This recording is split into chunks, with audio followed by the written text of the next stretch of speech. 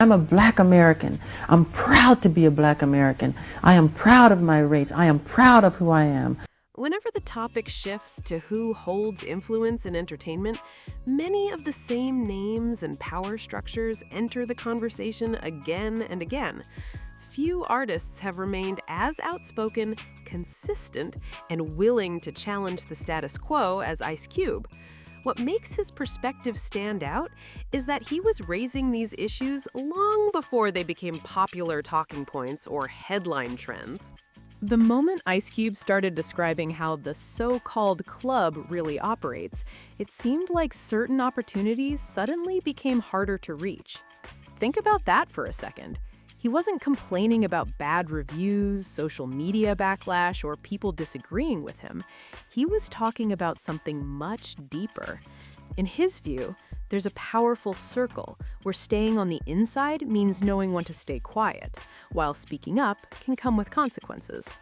Are you bleaching your skin, and is your skin lighter because you don't like being Black? Okay, number one, as I know of, there is no such thing as skin bleaching. I have never seen it. I have a skin disorder that destroys the pigmentation of the skin. Is something that I cannot help. What makes this even more interesting is that Michael Jackson raised similar concerns years earlier. He spoke about powerful forces within the industry and questioned how influence is used behind the scenes. Before diving deeper into Michael's comments, it's worth remembering that even Diddy once spoke about the kind of power and connections that can shape careers and open doors. That goes beyond an artist simply discussing music or business. It points to a larger conversation about influence, access, and who holds real power while remaining out of the spotlight. That's the question Ice Cube keeps coming back to again and again. Who is making the biggest decisions behind the curtain, and why do so few people talk about it openly? Ice Cube believes the entertainment world runs on networks of influence, and after spending decades in the business, he speaks from first-hand experience and observation. Don't overlook that point. That distinction is important for everything that follows. Michael Jackson wasn't just one of the industry's biggest stars, he was one of its most valuable figures for years. But many supporters argue that the relationship seemed to change once he became more vocal about issues he believed existed behind the scenes. In their view, the shift from celebrated superstar to controversial headline became impossible to ignore, and that's where the story takes a much more serious turn. Michael waited until he had already achieved extraordinary success before speaking publicly about the music business and the people running it. This wasn't a newcomer looking for attention or a fading celebrity trying to get back into the spotlight. He was one of the most recognized entertainers on the planet, openly criticizing parts of an industry that had earned enormous profits from his work. Statements like, "This is wrong, I know exactly what you're doing, and it has to stop," carried weight because of who was saying them and when they were being said. Making accusations against powerful executives or major corporations is never a small step. When someone publicly challenges influential figures, they risk changing their relationships within the industry forever. Michael's comments about how Black artists were treated, along with his criticism of certain business practices, drew enormous attention and sparked intense debate that continues to this day. What many people find interesting is how public conversations around Michael evolved over time. While headlines often focused on allegations, controversies, and rumors, his supporters argue that far less attention was given to his own explanations, concerns, and experiences. Or not taking anything to change the color of your skin. Oh God, no. You did not purposely. We're trying to control it, and using makeup evens it out because it makes blotches on the skin, and I have to even out my skin. Whether people agree with his views or not, there's no denying that he left behind a detailed record of how he felt about the pressures he faced and the battles he believed he was fighting within the entertainment world. Pay close attention to how Michael described events from his perspective. To many of his supporters, it didn't sound like someone being protected by a powerful system. Instead, it sounded like someone who felt heavily scrutinized and placed under an intense spotlight. And once you consider that viewpoint, another question naturally follows. Who benefits when the public dismisses everything he had to say? Even today, Michael's name can instantly trigger strong reactions. Some people focus on the allegations, controversies, and rumors, while others argue that important facts, context, and competing viewpoints often get overlooked in the process. The result is a debate that remains just as emotional and divided as it was years ago. What's especially interesting is how criticism of the entertainment industry keeps resurfacing from different voices and different eras. Time and again, artists, executives, commentators, and public figures have raised concerns about power, influence, and the way major institutions operate behind the scenes. Those concerns may not all be the same, but they often point towards similar questions about who holds control and who shapes public narratives. To understand why Michael became such a polarizing figure, many observers believe it's important to look beyond the headlines and examine the broader environment surrounding the stories about him. The conversation isn't only about allegations or defenses, it's also about media coverage, public perception, and the enormous impact that reputation can have on a person's legacy. When people compare these discussions with Ice Cube's comments about entertainment, media influence, and institutional power, they begin to see recurring themes emerge. Whether those connections are meaningful or coincidental is still debated, but the pattern keeps drawing attention. In that context, Michael becomes more than a music icon. He becomes a central figure in a much larger conversation about fame, influence, and power. And if you want to understand where many people believe the relationship between Michael and the media began to change, one moment often comes up. It starts with Oprah's highly publicized visit to Neverland, an interview promoted as a rare opportunity for Michael to speak openly. But when you watch the exchange closely, some viewers feel the tone was far more complicated than a simple, friendly conversation. To some viewers, the conversation felt less like a relaxed interview and more like a tough examination wrapped in a friendly presentation. That perception has remained a major talking point for years whenever people revisit the exchange between Oprah and Michael Jackson.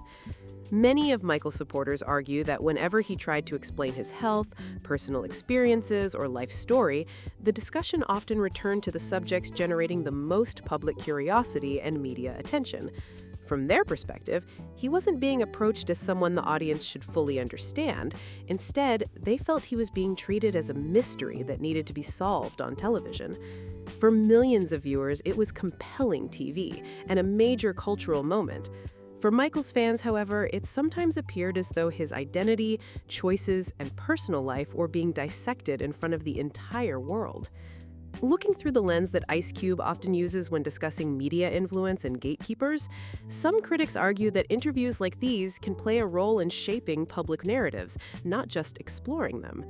Years later, Oprah again found herself involved in public conversations surrounding allegations connected to Michael Jackson. Supporters and critics viewed those appearances very differently. Some believed she was giving attention to accusers' perspectives, while others felt the coverage lacked balance and did not sufficiently represent opposing viewpoints.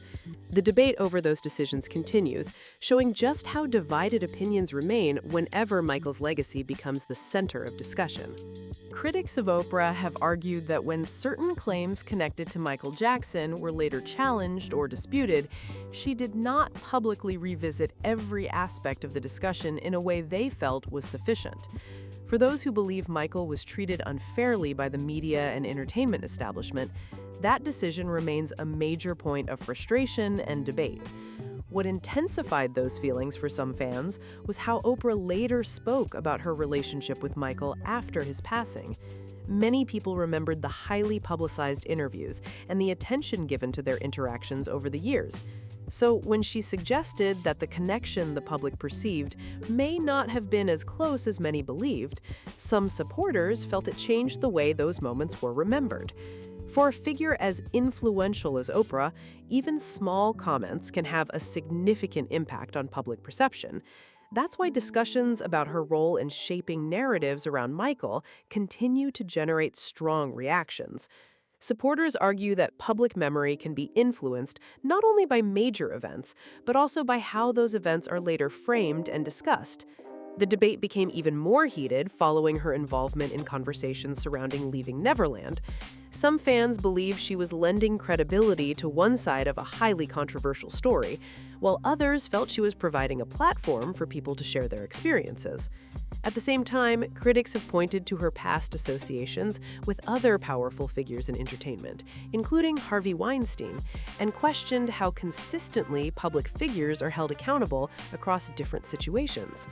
Because of these factors, some observers believe a broader pattern exists, while others strongly disagree. Either way, the discussion continues to spark intense debate years later. Critics have often pointed out what they see as differences in how various public figures were covered by the media. Some argue that certain powerful individuals received years of favorable treatment or limited scrutiny, while Michael Jackson faced intense public examination that continued even after his death. Those comparisons have fueled ongoing debates about fairness, influence, and who gets the benefit of the doubt in the entertainment world.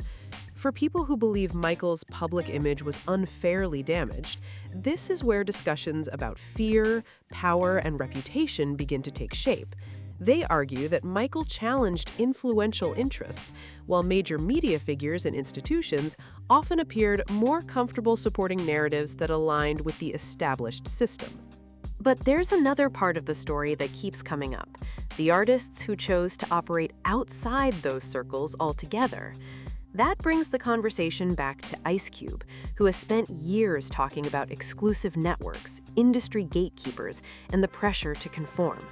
When he speaks about the club, many listeners believe he's referring to powerful groups and connections that can influence opportunities, public perception, and career trajectories.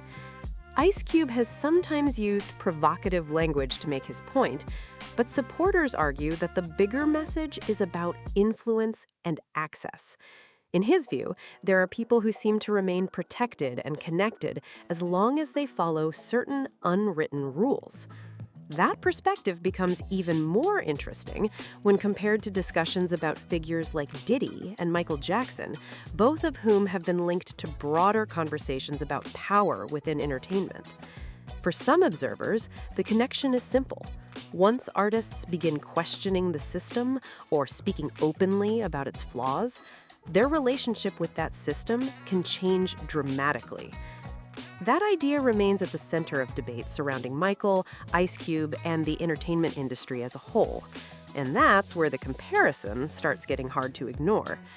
Michael Jackson and Ice Cube came from very different worlds, but both eventually found themselves questioning the same power structures they believed were shaping the industry behind the scenes. One did it from the top of global pop culture, while the other did it from the outside looking in, refusing to stay quiet. What makes this story so controversial is that neither conversation was really about music. It was about influence, ownership, and who gets to control the narrative when billions of dollars are on the line. The moment an artist starts asking uncomfortable questions, the spotlight can shift fast. Suddenly, the discussion isn't about the message anymore, it's about the person delivering it.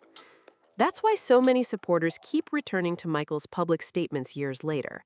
They argue that whether people agreed with him or not, he was openly challenging powerful interests at a time when very few entertainers were willing to do the same. And once those comments were out in the open, every headline, every interview, and every controversy seemed to carry even more weight.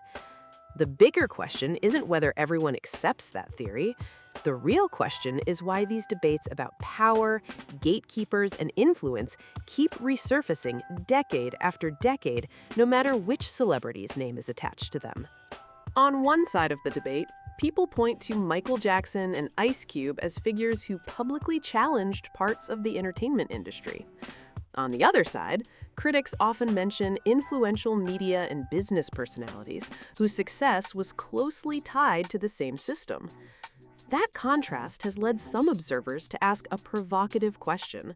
If every aspect of how power operates in entertainment were fully exposed, whose reputations would face the greatest scrutiny? When people claim that certain powerful figures may have been uneasy about Michael, they usually aren't describing fear of Michael as a person. Instead, they're talking about the impact of someone with first-hand experience speaking openly about the industry's inner workings. Michael wasn't just a global superstar. He was someone who had spent decades at the center of music, media, and business relationships that few outsiders ever get to see. That's why his public comments attracted so much attention. Supporters argue that if he had chosen to reveal everything he believed about record labels, media influence, celebrity culture, and power networks, it could have sparked even bigger conversations about how the entertainment world really operates behind the scenes. Maybe that's the question at the center of all of this. Not whether Michael Jackson was feared as an individual, but whether his public criticism of powerful institutions made certain people uncomfortable. For years, supporters have argued that Michael challenged influential interests, while critics have viewed the situation very differently. That debate continues to divide opinions even today. Now, I want to hear your thoughts. Do you think some influential figures distanced themselves from Michael because of the controversies surrounding him, or because of the concerns and criticisms he raised about the entertainment industry?